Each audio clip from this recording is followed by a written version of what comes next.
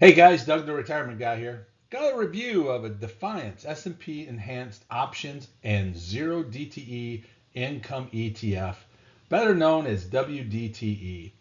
Is this good for a retirement account? Are these the sites that we want to have? These are weekly paying ETFs, and we know that so far the weekly ETFs have not done well. Defiance, I'm here and there with them because it doesn't perform. But let's take a look and see if these things change. That's what we're here for. 59.42% advertised yield. I'm impressed. So first off, the aim of this ETF is to give you a weekly yield distribution that equals the market exposure of the S&P 500. Well, we all know the S&P 500 has been up and a down market in this past couple months, but overall, it always has a good, solid growth fund that has always grown. So this could be a great position to be in. Now, the WDTE is actively managed exchange fund, which is the ETF, and they're doing options of the S&P 500. They show a 57.67% distribution rate and an SEC yield of 3.41. Right off the bat, what I don't like is their expense fees are already over that 1% mark. This is extremely high, and it takes a lot of effort to get me excited when you're charging 1% for what you're doing. We take a look at the holdings for the account, and right off the bat, you can see the first 5, 6 different ones make up majority of what they're took and invested the money into, and that is all U.S. Treasury notes and bonds. Now you see they're all going to be expiring here in the next few months, but they all pay that 3.8, and hopefully they're going to try to get some that are higher to 4%, which will change their SEC yield.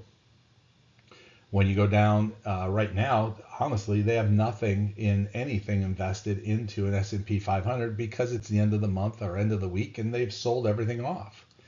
So it's all start over again. So this changes daily, just as what we're saying. So the question is, why would we want to be in this in the first place? Well, I know we're all chasing big yields. So 57.67% yield is huge. You got to remember that's dividends and interest and any capital gains tied into it that they advertise and promote with. We primarily focus on the dividend side here on this channel to make sure that we're getting our value from our dollar. The positive is they do weekly payouts. Two things with weekly payouts. You can reinvest the potential in weekly, buy more stock, get more dividends down the road, or you can just take the money as regular cash flow. I have told you many times that we do things differently here, and that is we buy a weekly fund, and 3 out of the 4 weeks we will take and reinvest that money, and the 4th week we take everything off the table and use it for cash flow. And that way we constantly are adding to the number of stocks that we have to increase our dividend, and at the end of the month we're getting big dividend payouts. Now, the WTE sells S&P index options. So it's probably a safe and secure place. Plus, looking at their holdings, they're doing the U.S. Treasuries. So we're pretty well set that I'm not worried about what they're investing in. It's the performance that they're getting out is that we're concerned about. We take a look at their long-term report, and you can see the stock was running, I would say fairly smooth. You can see there's some decline, but that's no different than what the stock market was doing. And realistically, in the March Madness that a lot of stocks started to drop off with, these guys didn't fall as big as I expected. But when we get into the first arrow, that's actually the end of the March and the beginning of the April tariff story. And S&P definitely, we saw that thing drop off and big numbers there. So we see the first drop off, then we see a correction and another drop off, and now we're seeing a slow shift up. And I like to see this little swirl because this tells me that basically we're at the bottom and we're coming out of this. So it's a buying signal that I watch. It's a buying signal telling me, yes, it's probably time to get involved in this. Even though we looked at the numbers, 1 month we're down 9%, 6 months we're down 22, year to date we're down 16, and 1 year we're down 26.77. Most people would say I'm running from this. I'm just getting away.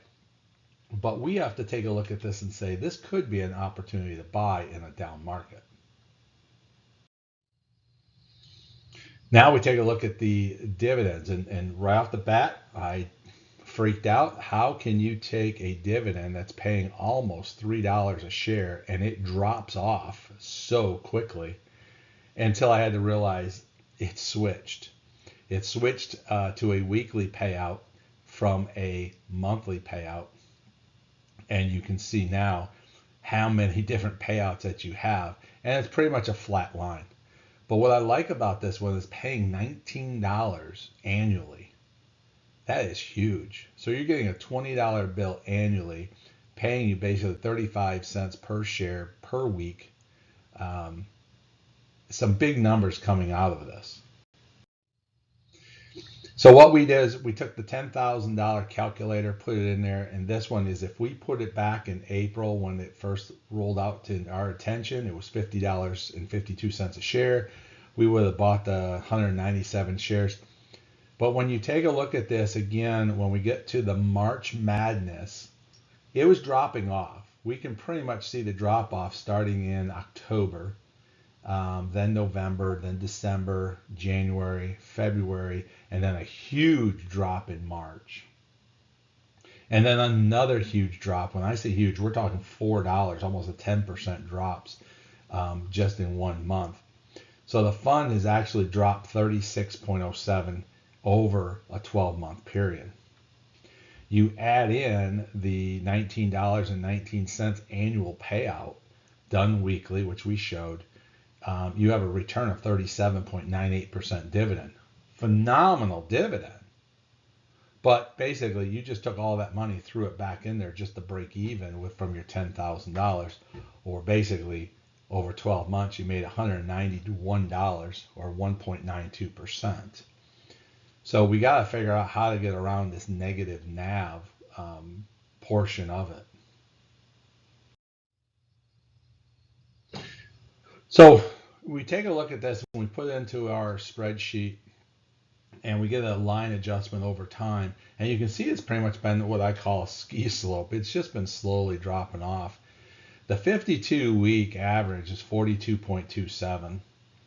The current price of 32.30. It gives you a 23.5% below average. Now the stock is trading at that 23.5 below. The 1 year return is negative 36. So it's not going to make it all up, but what it's saying to me is, again, you are 23% below the 52-week average. That's a $10 increase.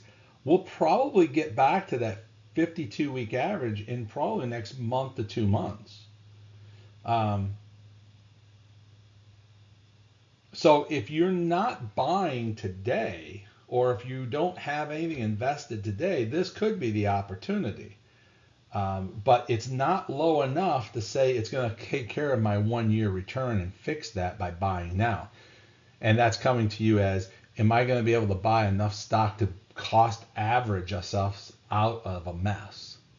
So we're not at the cost averaging point, but we are at a point of saying, hey, let's start at that $32 to $35 range and wait to get to that 52 mark is what I'm coming back to you and saying it's probably the time to get involved, plus adding in the huge dividends that we have coming in. Now, the real question is this good for a retirement account? And my answer to this is absolutely no. I would love to tell you yes, because the dividend looks so great at 37.98%. But you are losing NAV so bad, and you are losing your NAV return, that you're losing all of your dividends just to what you lost at in 1 year. Now, this thing is going to change. I think we see that as it bottoms out. It may be where we want to be. But for a retirement account today, I am in a strong sell this thing. Get out of this stock. If you are in this, get out. Take your hit, take your loss, take your 1%, walk away, and invest your money more into safer, less what I call roller coaster rides, put it into something else. So this is Doug the Retirement Guy. Hey man, if you like what we're doing, give us a thumbs up. If you missing any of the videos, hit that subscribe button. We're adding subscribers every single day. And best of all, you leave a comment and we'll answer you.